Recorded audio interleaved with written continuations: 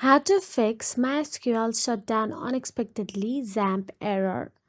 Hey everyone, it's me Jessica from Create, Login and Delete.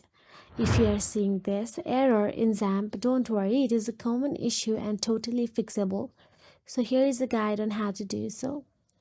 First of all, open the XAMPP app and there you can simply see Manage Server option available at the top. Simply tap on the Manage Server option available there. There you can see SQL database. Tap on it and tap on the Start button available there.